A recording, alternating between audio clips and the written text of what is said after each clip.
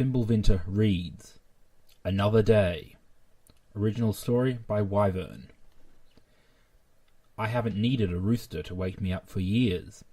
You might want to call it a benefit of getting real old. I got a bladder to do that job now. I turn to the right and open my eyes to look out the window and see what kind of day it'll be. But there's no window, and this ain't my bed. I jerk upright to great protest of my back. Disoriented and confused, I take a look around. Then I remember. Right, the old pony's home. There's a window, all right, but to the wrong side of the room. I get up and pull the curtains. Why did I even draw them in the first place? I've never had to draw them back at home. And then take a look outside, and I remember why. A grey sky hides behind an equally grey part of Manhattan. The non-light of this overcast winter's morning makes the city seem even dirtier than usual. An all-too-familiar sting of homesickness pokes me, but I shove it away. I've got more pressing matters to take care of now, anyway. Back home we didn't have much frou-frou in the bathroom, but here they got everything. A shower bathtub thingy you need a manual for, automatic faucets, even a heated toilet seat for crying out loud. I don't see much sense in them things, though. I stick with the old ways. No one's teaching this pony new tricks. After being done with my morning toilet, I look inside the mirror hanging over the sink and wonder if it's some fancy high-tech super mirror too. But it's only showing me. The many wrinkles, they're to be expected if you've seen 87 Summers. The bloodshot eyes, well, they have a cause too. The cut on my forehead is just a scar now, but it took a mighty long time to heal. A bitter voice inside my head asked if I'd still be living on Sweet Apple Acres if it weren't for that scar. I shoo the voice away, but I can't help remembering Twilight, tears leaking from her eyes as she stood beside my hospital bed. She had asked, no, almost begged, that I move someplace I wouldn't be on my own, saying she wouldn't forgive herself if something like this happened to me again. I imagined back then how she must have looked like, felt like, finding me at the bottom of the cellar stairs, unconscious. How she must have thought she'd lost the last of her mortal friends. I couldn't have done anything but give in. I walk back to my room. It's brighter now, but the light is wan and cold. Shuddering, I creep under my bedsheets again and check the time. It ain't time for breakfast yet, and I keep looking at the clock hanging on my wall. It's ticking, but not like the grandfather clock in my kitchen back at Sweet Apple Acres. It's growing louder every time it travels between 6 and 12 o'clock, as if it has to work extra hard to go uphill. It's weak. Our clock back home had a strong, bold sound to it. A smile pulled at the corner of my mouth, as if I were back home. I'd be at my kitchen right now with a mug of steaming coffee in my hooves to drive out the chill. It'd be self-brewed, from beans I ground myself. And I'd probably be listening to that big old clock, hammering like a young stallion banging the fence posts in with a sledgehammer. I reach for the radio on my nightstand, trying to ignore the cracking noise my shoulders make, and turn it on. It's the news. Some crazy economics crisis, nobody seems to know where it came from, diplomatic difficulties with the Griffin Kingdom, a train derailment in the Crystal Empire. I'm not really interested, but I've been listening to that station all my life. I wish they'd play music sometimes. Real music, I mean. Not that modern hooey that sounds like a broken-down Flim Flam Brothers invention. I have to chuckle, though, thinking about the way Granny Smith used to talk about our music all them years ago. That kind of talk seems to be an old pony's thing. Well, at least it drowns out the feeble clock, which just now strikes. Nah, that's the wrong word for this clock. Sighs, 7:30. I picked myself up off the bed and set out to the cafeteria. I didn't really keep count how many times I got lost along that way. Those long corridors, they all look the same.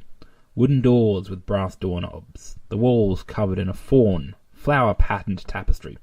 Seriously, who thought this thing up? Fawn tapestry? As though some nice red or green would hurt old eyes. As though draining colour from one's life would make the passing easier. The cafeteria is the whole opposite. It's bright and shiny, and as modern as you might want it to be.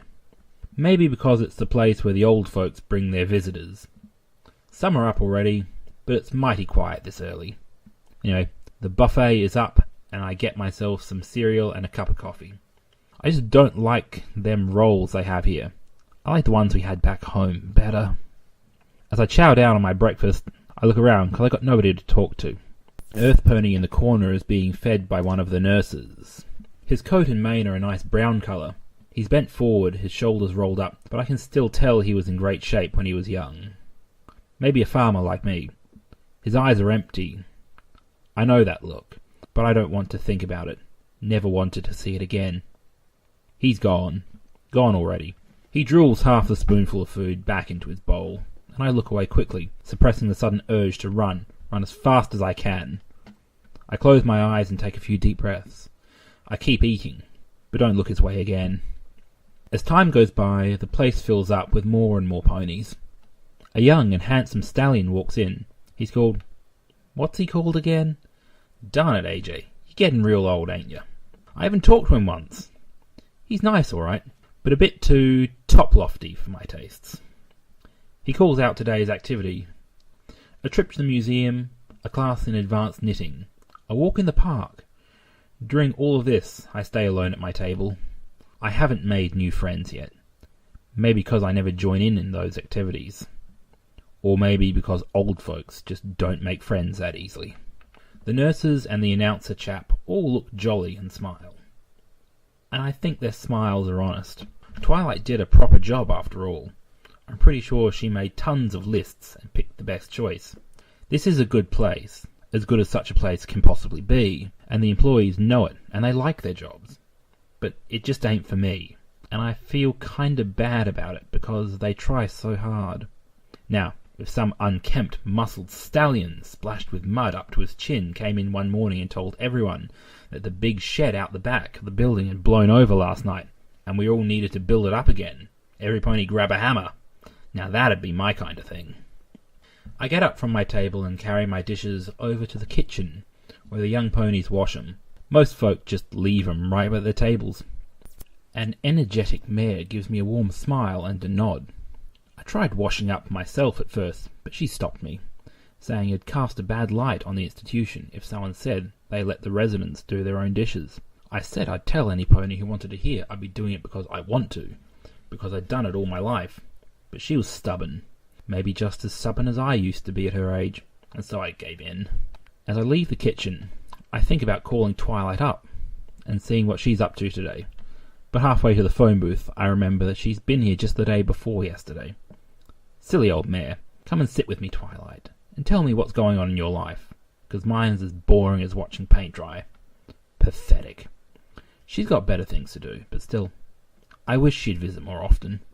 Apple Bloom's last visit was several months ago, but I know she'll probably be fast asleep at this time of day. Anyway, she's got a family of her own to be a granny to now.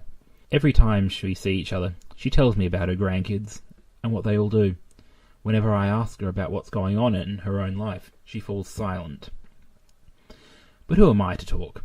I must have told her all about my old stories so often that she could tell them herself if she wanted to. Gone are the days when we had interesting things to talk about. My hooves guide themselves, carrying me back to my room. The corridors that all look the same are no problem for them. They've got a memory all of their own. And they seem to feel at home already, while my head is in some dark clouds, barely noticing the blur of dim lights and the dimmer colours that move past its windows. The autopilot shuts off and casts me back to reality. I find myself yet again standing in the room that isn't mine, and is at the same time.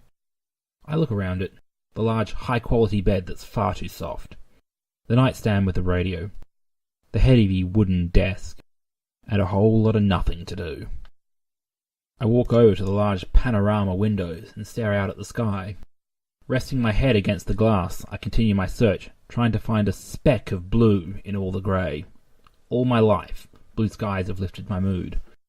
Whether I was working outside on a rainy day, soaked to my very bones, or inside, poring over bills, my head buzzing with numbers.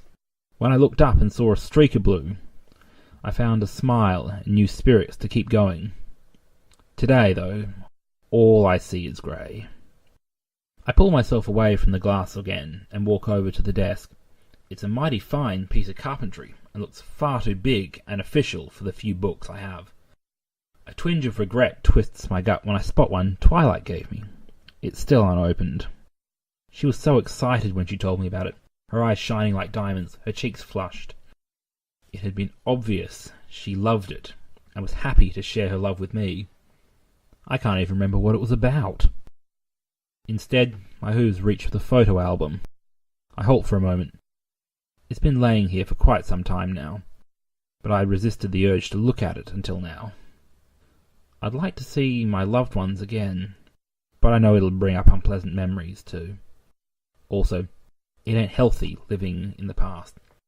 I told myself to try a new start here, make some friends, some new memories to rival the old one, but that really didn't work out now, did it?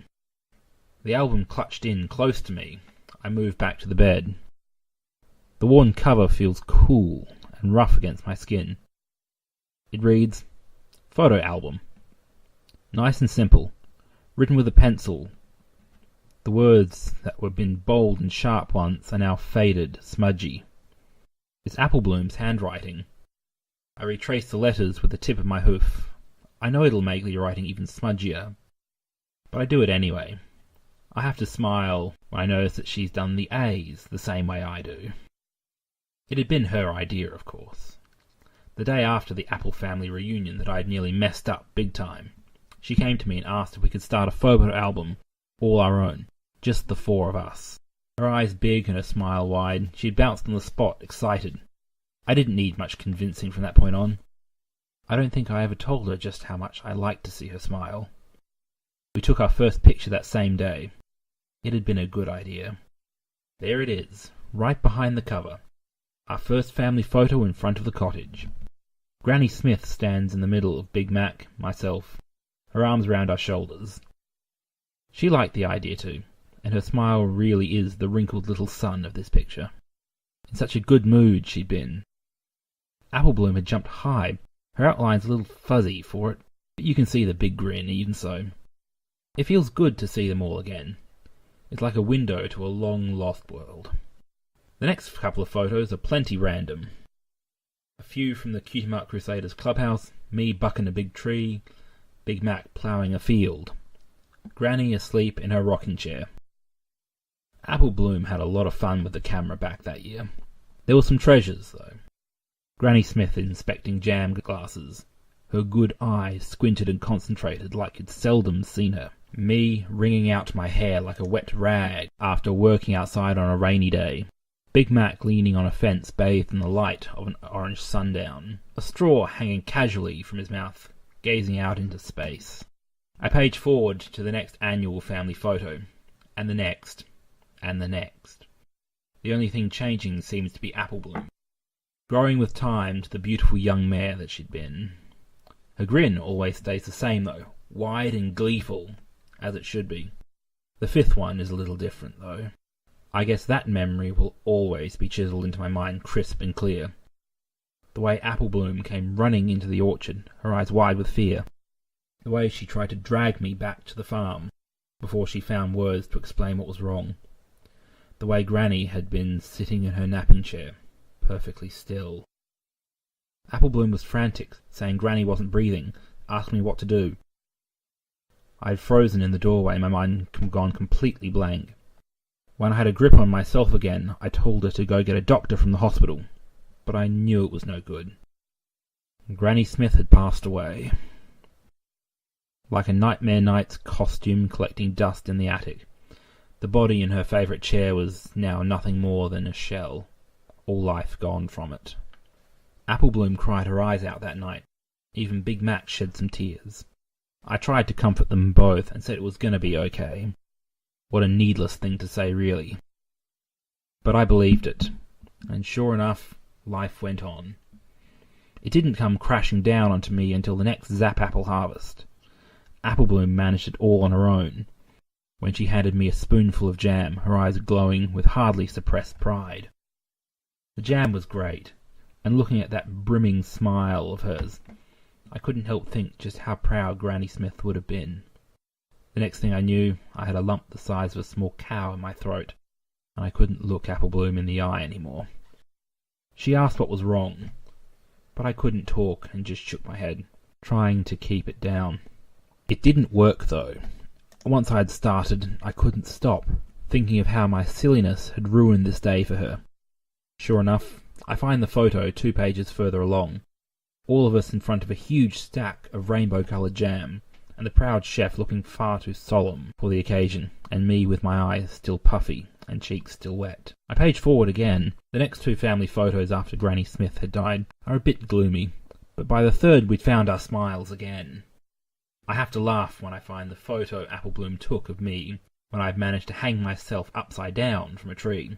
A lasso trick gone horribly wrong. I was shouting at her to get me down, as she'd fetched the camera instead. I'm looking daggers at her in that picture. Probably the angriest one there is of me. Chuckling, I turn to look at the next page. There's just 2 ponies in this photo now. Big Mac and myself try to smile, but the smiles don't reach our eyes. Apple Bloom moving out had been sad for the 2 of us. We didn't want to admit it to her, but some things don't need talking to tell. After having sunshine on every photo family day, this one was overcast. Everything looked grey and bleak, as though the heavens agreed that our lives had lost some of their colour. We kept up the tradition anyway. I keep flicking through the pages. My brother and I didn't take many pictures besides the annual family ones now. I find us by the pond. It was the hottest day of the season, so we were taking a day off. But honestly, the picture is really just us taking the mickey out of Rarity. Said she'd invented swimming clothes, and I called her a fraud, because you don't need no clothes for that. She gave us a suit for me and pants for Mac, and said we should test them out. I think the pants suited me just fine in that picture, but my brother in the suit is one of the cutest things you can imagine. Rarity nearly fainted when we showed her. In the next few photos, Big Mac's mane is definitely greying, and definitely too early for his age. I didn't think nothing of it first, but he began to leave me then, every day a little more. It started with small things. He'd be standing in the doorway to the kitchen looking at me. The strong stallion in front of me would be scratching his head, and then he'd say that he'd forgotten what it was he'd been wanting to fetch. When he'd put his toothbrush in the fridge, we both had a good laugh about it. But I really got worried when he asked me what it'd be for supper 3 times in less than an hour. It got worse every month. He'd get up in the night and stumble through the house disorientated and confused, crying like a lost little child. I tried to comfort him, but sometimes he didn't even recognize me, and got even more fearful. He wasted away before my eyes, and there was nothing I could do to help him. The last picture in the album shows the 2 of us. Mac doesn't really look as if he'd know who he was, where he was. His eyes are the same empty things as that old stallion in the cafeteria this morning. I looked stern, determined to keep up the tradition. When he died the next winter, I hardly even cried. He'd been leaving me piece by piece, and most of him had already gone. I shut the album and rest my head on the pillow, closing my eyes. All of this non-work was making me drowsy all over again, and I hate it. The empty eyes of Big Mac won't leave my head, and I try real hard to think of something else, lose the dark thoughts. I finally managed to bring up another picture of him, leaning on that fence, staring down into the orange sunset. A young, healthy Big Mac, calm and at peace. A picture of better days. And finally I can rest. I woke up again, taking some time to get back to reality. I dreamed of walking through the orchard on a mild summer evening, hearing Apple Bloom's childish laughter in the distance. I tried to get to her, but the orchard went on and on and on, stretching as far as I went, and the laughter grew ever fainter. Trying to get my head clear, I jerked it off the pillow and regretted it at once. A sharp sting in my neck tells me that it didn't like the angle I slept in.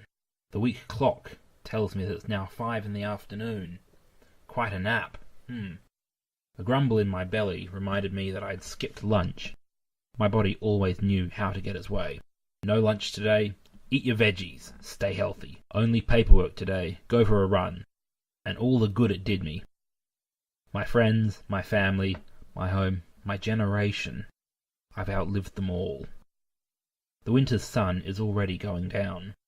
My room is nearly dark, and it feels smaller than before.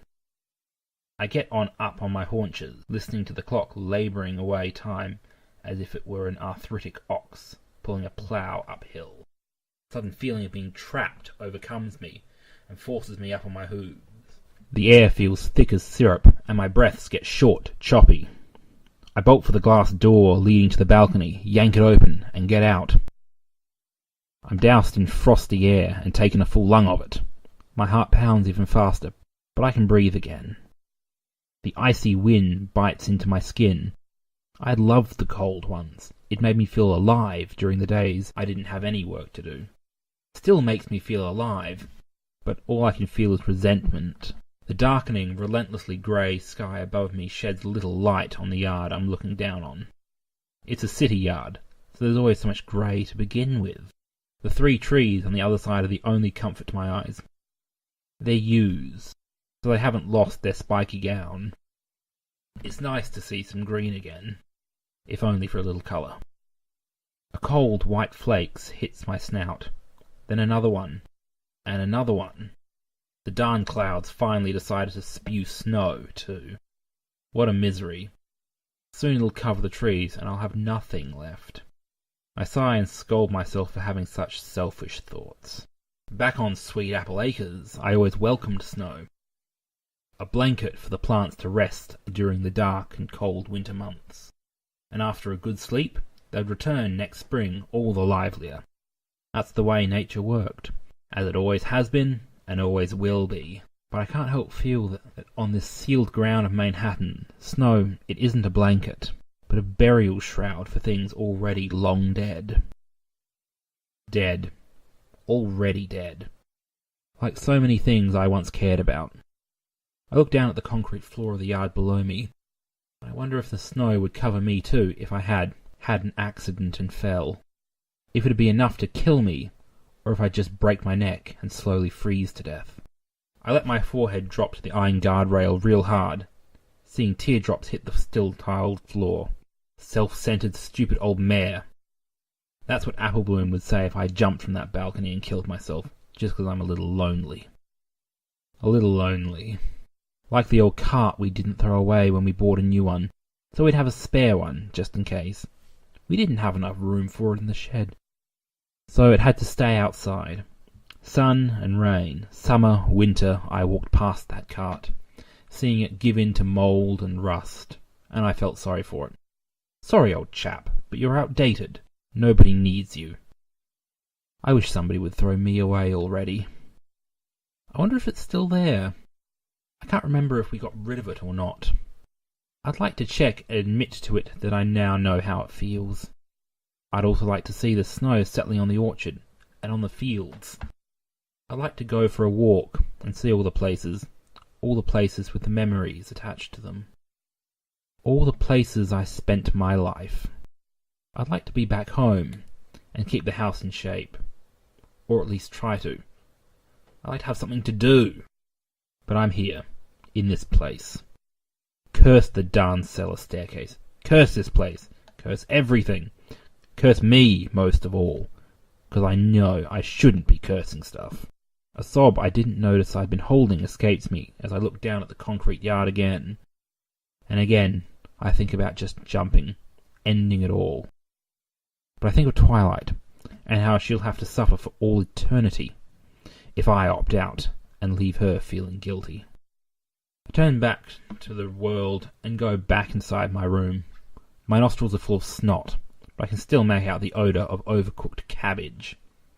It's wrought into this place, just like the fawn tapestries in the high-tech bathroom, and I know I'll never be at home here. I look up at the only source of sound in this cage of mine. The clock shows it's 5:57 and 30 seconds. The pointer starts labouring its way uphill again and gets slower and slower. And I bolt towards the thing, yank it off the wall and throw it out the balcony door. My teeth gritted, I take 2 heaving breaths before I hear it smash on the concrete outside. Still tense, I let out another breath but with the fourth, all fight leaves me. Like a curtain falling, I just feel old and tired again. I kick the door closed carelessly and slump down on the bed. I pummel my pillow into the right shape and bury my face in it. My stomach rumbles again, but I don't feel like eating. I don't feel like anything. Maybe they'll notice I don't turn up for another meal. Yes, they'll notice for sure. Whatever. I don't care. I pull the blanket over my head, trying to shut it all out. Or in, I don't know.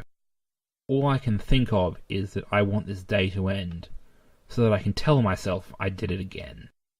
Be a bit proud of myself, maybe. Did it again and lived through another day. I let out a harsh sound somewhere between a laugh and a snarl. When I catch myself, you've never been a good liar, AJ. This isn't living. You died another day.